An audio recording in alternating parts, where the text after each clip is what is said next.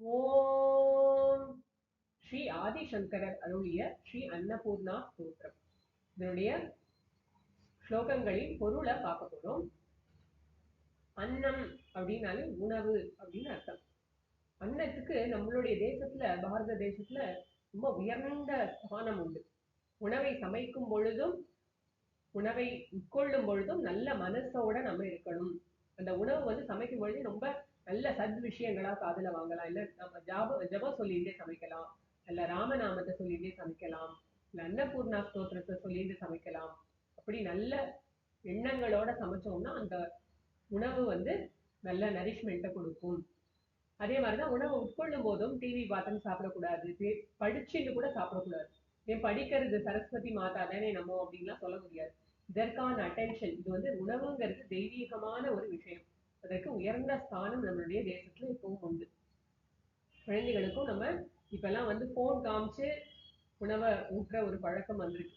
நான் அது மிக மிக தவறு.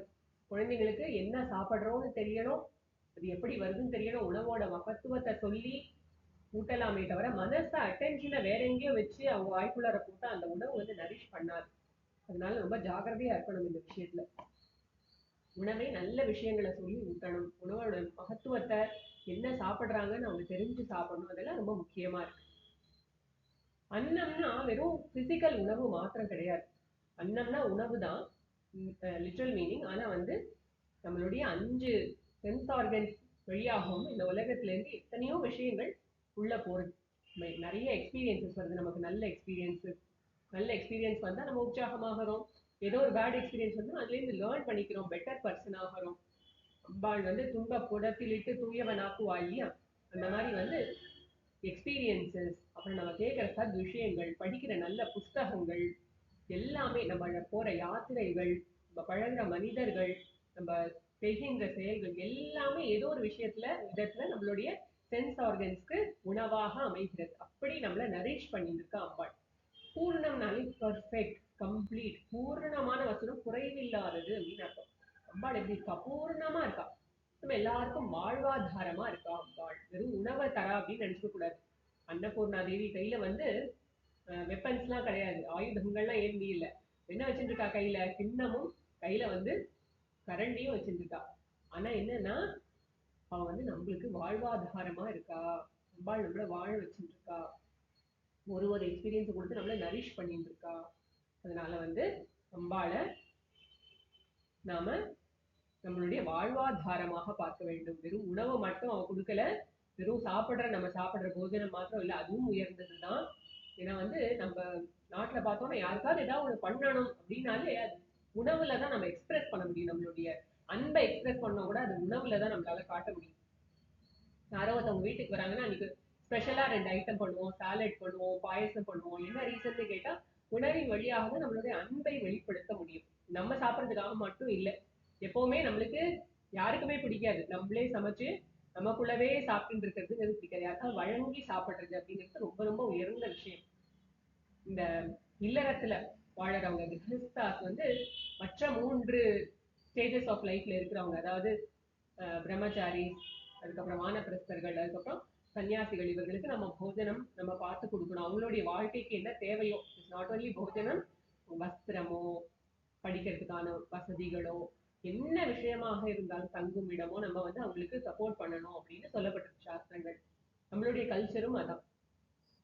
இருந்து ஓம்பி இல்வாழ்வதெல்லாம் விருந்தோம்பி வேளாண்மை செய்தல் பொருட்டு. நம்ம இருக்கிறது ஒரு ஃபேமிலியில இருக்கோம், நல்லா சம்பாதிக்கிறோம், நிறைய பைசா வருது, நல்லா இருக்கோம். நம்ம ஃபேமிலி மாத்திரம் பாக்குறதுக்கு இல்ல, சுத்தி முத்தி யாருக்கு என்ன ஹெல்ப் வேணும் அப்படின்னு பார்த்து சொசைட்டிக்கு கான்ட்ரிபியூட்டரா இருக்கணும். அன்னபூர்ணா தேவி நமக்கு சொல்ற முக்கியமான பாடம், கன்சியூமரா மாத்திரம் இருக்காத, உணவை வழங்குபவனாக இரு.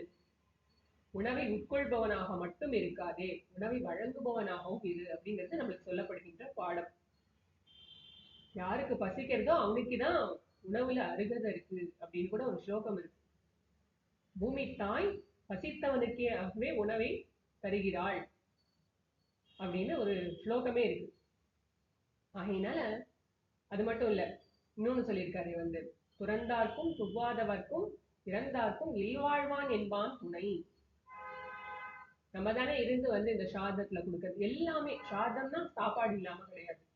ஒரு திவசம் பண்றோம் அப்படின்னா மற்றவர்களுக்கு உணவு வழங்காம பண்ண மாட்டோம். என்ன நல்ல காரியம், என்ன ஒரு விஷயம், என்ன ஒரு சடங்குனாலும் நம்மளோட உணவுங்கிறது ரொம்ப முக்கியமான ஒரு இடத்தை வகிக்கிறது. மனசுல நிறைய அன்னபூர்ணாவை நம்ம ஸ்மரிக்கணும். முதல் ஸ்லோகத்துக்குள்ளார போகலாம். நித்யானந்தகரி வரா பயகரி சௌந்தர்ய ரத்னாகரி निर्धूताखिल घोर पावन करी प्रत्यक्ष माहेश्वरी प्राणेयाचल वंश पावन करी काशीपुराधीश्वरी भिक्षां देहि कृपावलंबन करी मातान्नपूर्णेश्वरी நித்யானந்தகரி. நித்திய ஆனந்தகரி. கரி அப்படின்னு சொல்லும் போது அவள் செய்கிறாள், செய்பவளாக இருக்கிறாள். நித்திய ஆனந்தகரி, நமக்கு இட்டர்னல் பிளிஸ். இப்போ கொஞ்ச நாளைக்கு மாத்திரம் சந்தோஷத்தை கொடுப்பான் இல்ல, எப்பவுமே நம்மள ஆனந்தமா வச்சிருப்பான் அம்பாள். நம்ம பார்த்தோம்னா நமக்கு தான் தெரியுது இல்ல, நம்ம சின்ன சின்ன விஷயங்களை எல்லாம் கம்ப்ளைண்ட் பண்ணிட்டு இருக்கோம். ரொம்ப சூடா இருக்குங்கிறோம், ரொம்ப குளிர்றதுங்கிறோம், ரொம்ப மழை பெய்யறதுங்கிறோம், ஒண்ணுமே இல்லாத விஷயங்களுக்கெல்லாம் வஸ்துக்களுக்கெல்லாம் நம்ம ரொம்ப கம்ப்ளைண்ட் பண்ணிட்டு இருக்கோம். ஆனா உண்மையாவே எப்படி வச்சிருக்கா நம்மள? யாரா இருந்தாலும் சரி, அம்பாள் நம்மள ஆனந்தமா வச்சிருக்கா. எப்பொழுதும் ஆனந்தமாக வைத்திருக்கிறாள். எப்போ நமக்கு ஆனந்தத்தை வழங்குபவளாக இருக்கிறாள் அன்னை. நித்திய ஆனந்தகரி வர அபயகரி. அம்பாள் எப்படி வச்சிருக்கா? ரெண்டு கை இருக்கு. ஒரு கை வந்து வரத ஹஸ்தம், இன்னொரு கை வந்து அபய ஹஸ்தம். வரத ஹஸ்தத்துல வந்து அம்பாள் நம்ம கேட்கிற வரங்களை எல்லாம் வழங்குகிறாள். அபய ஹஸ்தத்துல நீ பயப்படாதே குழந்தை, நான் இருக்கேன் உனக்கு, பயப்படாம இரு, தைரியமா காரியங்களை செய், தர்மத்துக்கு பக்கம் துணை நில்லு, நல்ல காரியங்கள்லாம் செய் அப்படின்னு சொல்லிட்டு நம்மளுக்கு அபயத்தை கொடுக்குறா. பயமே வேண்டாம் உனக்கு, நான் இருக்கேன்னு சொல்லிட்டு அபய ஹஸ்தத்தை காட்டுறா. வர அபயகரி சௌந்தர்ய ரத்னாகரி. சௌந்தர்யம்னா அழகு. சௌந்தர்ய லஹரி அப்படின்னு பாக்குறோம் இல்லையா, வேவ்ஸ் ஆஃப் பியூட்டி அப்படின்னு ஆதிசங்கராச்சாரியா பண்ணி வச்சிருக்காரு. அதே மாதிரி இங்க வந்து சௌந்தர்ய ரத்னாகரி. ரத்னாகரின்னு சொல்லும் போது நமக்கு ஞாபகம் வரலாம், வால்மீகி ராமாயணத்துல கூட நம்ம பார்ப்போம். வால்மீகியோடைய முந்தைய பூர்வாசிரம பேர் வந்து ரத்னாகரக அப்படின்னு. ரத்னாகரி அப்படின்னா சௌந்தரியங்கள். சௌந்தரியத்துல அம்பாள் எப்படி இருக்காளாம், ரொம்ப பியூட்டிஃபுல்லா இருக்கா. அதை வந்து எக்ஸ்பிரஸ் பண்ண முடியல. அம்பாள் எவ்வளவு அழகுன்னா அதுக்கு கம்பேரிசனா ஒன்னும் சொல்ல முடியல. ட்ரெஷர் ஹவுஸ் ஆஃப் ஜெம்ஸா இருக்கா ரத்னாகரி அப்படின்னா. நிறைய ஜெம்ஸ், ப்ரெஷியஸ் ஜெம்ஸ், வைரம், வைடூரியம், கோமேதகம் எல்லாம் சொல்றோம் இல்லையா, அதெல்லாம் சேர்ந்த இந்த மாதிரி ஒரு ட்ரெஷர் ஹவுஸ் ஆஃப் ஜெம்மா இருக்கா அம்பாள். சௌந்தரியமா இருக்கா அப்படின்னு சொல்றோம். ரத்னாகரிங்கிறதுக்கு இன்னொரு பேர் என்ன தெரியுமா? சமுத்திரத்துக்கும் ரத்னாகரக அப்படின்னு ஒரு பேர் உண்டு. சமுத்திரத்துல இருந்தா அத்தனை ரத்னங்களும் வெளியில வருது. இதெல்லாம் வந்து உள்ளுக்குள்ள ஹிட்டனா இருக்கு. கௌஸ்துபமணி கூட பார்க்கடல்ல இருந்து தானே வந்தது. அது போல ரத்னங்களை எல்லாம் உள்ளடக்கி கொண்டிருப்பது எது? கடல். இந்த கடல் சௌந்தரிய கடலாக விளங்குகிறாள் அன்னை அப்படின்னு இன்னொரு பொருள். அடுத்தது நிர்தூத அகில கோர பாவனகரி. நிர்தூதன பொடி பொடி ஆக்குறா, டெஸ்ட்ராய் பண்றா, காணாம பண்ணிடுறா. எத? அகில கோர, கோரங்கள். அகிலனா மொத்தமா, கொஞ்சம் நஞ்சம் பாக்கி வச்சு கொஞ்சத்தை போக்கிடுவா, கொஞ்சத்தை நீங்க அனுபவிங்கலாம் இல்ல, மொத்தமா நம்ம இது வரைக்கும் நம்மளுக்கு இருக்கக்கூடிய அத்தனை துக்கங்களையும், கோரமான விஷயங்களையும், பயங்கரமான விஷயங்களையும் அப்படியே பொடி பொடி ஆக்கி நம்மள பாவனம் பண்ணிடுவா, பாவனம் பியூரிஃபை பண்ணிடுவா, நம்மள தூய்மையாக்குவாள். இன்னொரு சில பேருடைய புத்தகத்துல நிர்தூத அகில கோர பாப்ப நிகரி அப்படின்னு இருக்கும். பாப்பங்கள், நம்மளுடைய கோரமான பாப்பங்கள், மோசமான பாவங்கள், நம்ம தெரியாது இல்லையே, நான் லைஃப்ல பண்றதே கிடையாது, மனசு தெரிஞ்சு நான் யாருக்கும் தப்பு பண்ணது இந்த ஜென்மத்துல, போன ஜென்மத்துல எத்தனையோ பண்ணிருப்போம். யாருமே நமக்கு நம்மளுடைய பெர்ஸ்பெக்டிவ் கரெக்டா தெரியலாம், மற்றவாளுக்கு நம்மளை பார்க்கும்போது அதே கரெக்டா தெரியணும்னு அவசியம் இல்லை. நம்ம யாருக்கு என்ன கெடுதல் பண்றோங்கிறது நமக்கு தெரியாது, மற்றவா அதை பார்க்கும் பொழுது அவ பர்சீவ் பண்றது வேறையா இருக்கும் இல்லையா. நம்மள அறியாம நிறைய பேருக்கு நம்ம ஹர்ட் பண்ணியிருப்போம், ஏதோ ஒரு விஷயம் பண்ணியிருப்போம், நம்மளால ஏதோ கெடுதல் நடந்திருக்கலாம். ஸோ அந்த மாதிரி இருந்ததுன்னா ஹீப் ஆஃப், அதாவது குவியல், பாப்ப குவியல், பாப்ப நிகரினா பாப்ப குவியல்களை எல்லாம் நிர்தூத்தம் பண்ணிடுறா, ஒரே காலி பண்ணிடுறா. அகில கோர பாப நிகரி அப்படின்னு ஒரு பாடம் இருக்கு. இங்க வந்து நிர்பூத அகில கோர பாவநகரி, அத்தனை கோரங்களையும் பயங்கரமான விஷயங்களையும் நம்ம வாழ்க்கையில் நடக்கக்கூடிய அத்தனை துன்பங்களையும் பொடி பொடியாக்கி அத்தனையும் காலி பண்ணது மட்டும் இல்ல, அப்படியே பியூரிஃபை பண்ணிடுறான். ஒரு குளிப்பாட்டி எடுத்து விடுறான், நம்மள கங்கையில முக்கி எடுத்து விடுறா, பாவனம் பண்ணிடுறான் நம்ம. அப்புறம் பிரத்யக்ஷ மாகேஸ்வரி, அம்பாள் எப்படி இருக்கா? பார்வதி தேவி இல்லையா அன்னபூர்ணியா வந்தது, அதனால பிரத்யக்ஷமா நம்ம கண் முன்னாடி தெரிகின்ற தெய்வமாக, மகேஸ்வரருடைய பத்னியாக, மாகேஸ்வரியாக அவளே இருக்கிறாள். அடுத்தது பிராளேய அச்சல வம்ச பாவனகரி. பிராளயம்னா ஸ்னோன்னு அர்த்தம். அதாவது அச்சலம்னா மலை, சலம்னா இதெல்லாம் நகர்றதோ அதெல்லாம் சலம். அச்சலம்னா அசையாதது. அசையாதது எது? மலை. அந்த மலைக்கு கவர்டு வித் ஸ்னோவா எது இருக்கு அப்படிங்கிட்டா ஹிமாலய பர்வதம். ஹிமாலய பர்வதத்துக்கு இன்னொரு பேர் தான் பிராளேய அச்சலக அப்படின்னு. பிராளேயாச்சல அப்படின்னா பிராளேய அச்சலக ஹிமவான். ஹிமவானுடைய வம்சத்தை பாவனம் பண்ணினா அம்பாள், பியூரிஃபை பண்ணினா. எப்படி? அம்பாள் வந்து அசுரர்களை வதம் பண்ணணும்னு ஹிமவானுடைய குலத்துல வந்து பிறந்தா, உமாதேவியாக வந்து பிறந்தா இல்லையா? அப்போ ஏன் ஹிமவானை சூஸ் பண்ணணும்? அப்படிப்பட்ட பர்சன். எல்லாரும் தபஸ் பண்ணோம்னா எங்க போறோம்? எல்லாரும் நார்த்த நோக்கி வடக்க நோக்கி போறதுன்னு இருக்கா இல்லையா? வந்து எல்லாருக்கும் ரிஷிகேஷ் போறதுக்கு ரொம்ப பிடிச்சிருக்கு இல்லையா? சோ அதனால எல்லாம் ஞானத்தினுடைய ஒரு இடமா இருக்கு, ஸ்தலமா இருக்கு. மனசே வந்து உயர்த்தக்கூடிய ஒரு இடமா இருக்கு. சின்ன சின்ன விஷயங்களை எல்லாம் மனசுல போது, அது மாதிரி ஒரு யாத்திரை போயிட்டு வந்தோம்னாலே, ரிஷிகேஷ் போயிட்டு மனசெல்லாம் சரியாயிடும்.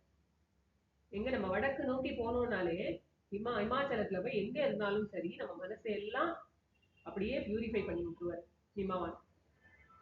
அந்த பிராளேயாச்சல வம்சத்தை எப்படி பாவனம் பண்ண அம்பாள்னா, அங்க வந்து பிறப்பெடுத்தாள். நம்ம குடும்பத்துல அம்பாள் வந்து பிறக்கிறான்னா நம்ம ஏதாவது படிக்கணும்னு நினைப்போமா? அம்பாளே எங்க வீட்டுலதான் இருக்கா, நாங்க எதுக்கு படிக்கணும்? ஹிமவான் அப்படி இல்லை. அவர் என்ன பண்ணின, போய் தேவி பராசக்தியில போய் பிரார்த்தனை பண்ணினார். அம்மா எனக்கு வந்து ஞானத்தை கொடு அப்படின்னு சொல்லிட்டு அம்பாள் வந்து உபதேசம் பண்ணினான் ஹிமவானுக்கு, மற்ற தேவர்களுக்கு எல்லாம். அதை இருந்து கேட்டாங்க அவங்க எல்லாம். அம்பாள் வந்து ஞான உபதேசம் பண்ணினா. அதுக்கு பேரு தேவி கீதான்னு பேரு. தேவி பாகவதம்ல அது ஒரு போஷனா இருக்கு. பேர்பட்டவர் இந்த ஹிமவான். அந்த ஹிமவானுடைய வம்சமே பியூரிஃபை ஆகிற மாதிரி அங்க வந்து பிறந்தாள் அம்பாள். வம்ச பாவனகரி, காஷிபுராதீஸ்வரி. காஷிபுரம், காஷி நகரத்தின் அதிபதியாக, தலைவியாக, அரசியாக அம்பாள் தான் வீற்றிருக்கிறாள். கிட்ட என்ன பிரார்த்தனை பண்றார்? பிக்ஷாம் தேவி, அம்மா பிக்ஷ கொடு. என்ன பிக்ஷ? உன்னுடைய கருணை, கிருபா. அவலம்பனம். அவலம்பனம்னா எனக்கு சப்போர்ட் கொடு. எனக்கு எதையாவது தாங்கி பிடிக்கணும் இல்லையா? துன்பத்தை நம்ம ஆடணும்னு சொன்னா கொடி அப்படியே காத்துல ஆடின்னு இருக்கும். ஒரு சப்போர்ட் கொடுத்தா நல்லா வளரும். அந்த மாதிரி நான் உன்னை பிடிச்சுக்கிற சப்போர்ட்டாக, எனக்கு அவலம்பனமாக நீயே இருக்க வேண்டும். நீ கருணை கடலாக இருக்க, எனக்கு கருணையை வழங்கு, எனக்கு அவலம்பனத்தை கொடு, நீ வந்து எனக்கு சப்போர்ட்டை கொடு. உன்னை பிடிச்சிட்டு நான் வாழ்க்கையை நடத்தி இந்த துன்பமயமான பவசாகரத்தை நான் கடக்க வேண்டும் அப்படின்னு சொல்லி பிரார்த்தனை பண்றார். பிக்ஷாம் தேகி கிருபாவலம்பனகரி, நீயே எங்களுக்கு கருணையை வழங்குகிறாய், அன்பை பொழிகிறாய், அருளை பொழிகிறாய். நீ எங்களுக்கு வந்து அவலம்பனமாக இருக்கிறாய், சப்போர்ட்டாக இருக்க. மாதா அன்னபூர்ணேஸ்வரி, அம்மா ஜெகதம்பா, எல்லாருக்கும் உணவை வழங்குகின்ற தாயாக நீ இருக்கிறாய். மாதா அன்னபூர்ணேஸ்வரி. எங்கெல்லாம் தாய்மார் பாக்குறோமோ அவ எல்லாரும் யாருடைய ஸ்வரூபம்? யாரெல்லாம் மத்தவாளையும் நினைச்சு மனசார உணவை வழங்குறாளோ, நல்ல மனசோட சமைச்சு எல்லாருக்கும் பகிர்ந்தளித்து உணவை வழங்குகிறாளோ, அவள் எல்லாம் அன்னபூர்ணாதேவியோடைய ஸ்வரூபம் தான். மாதா அன்னபூர்ணேஸ்வரி. இன்னும் ஒரு முறை நம்ம குவிக்கா சொல்றேன், அதுக்கப்புறம் ஒரு வாட்டி பாராயணம் பண்ணலாம். நித்திய ஆனந்தகரி, அம்பாள் என்றும் நமக்கு ஆனந்தத்தை வழங்குவளாக இருக்கா. அப்புறம் வரத ஹஸ்தம் உடையவளாக இருக்கா. அபயஹஸ்தம். வரத ஹஸ்தம் நமக்கு பூன்ஸ் கொடுக்கிறது, வரத்தை கொடுக்கிறது. அபயம் நம்மளுடைய பயத்தை போக்குகிறது. அம்பாள் லாவண்ய கடலாக, அழகு கடலாக விளங்குகிறாள், அழகின் சமுத்திரமாக விளங்குகிறாள். நம்மளுடைய அத்தனை பாவங்களையும் பொடி பொடியாக்கி நம்மை தூய்மைப்படுத்துகிறாள். நாம் கண்ணார காணும், நம் கண்முன்னே காணும் மாகேஸ்வரியாக இருக்கிறாள்.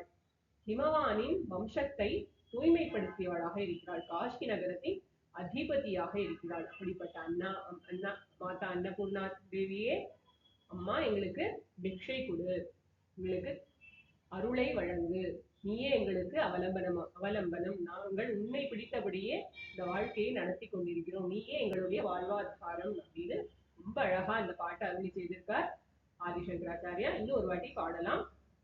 नित्यानन्दकरी वरा भयकरी सौन्दर्य रत्नाकरी निर्धूता किल घोर पावनकरी प्रत्यक्ष माहेश्वरी प्रालेयाचल वंश पावनकरी काशीपुराधीश्वरी भिक्षां देहि कृपावलम्बनकरी मातान्नपूर्णेश्वरी। ओम सर्वं श्री जगदम्बार्पणमस्तु।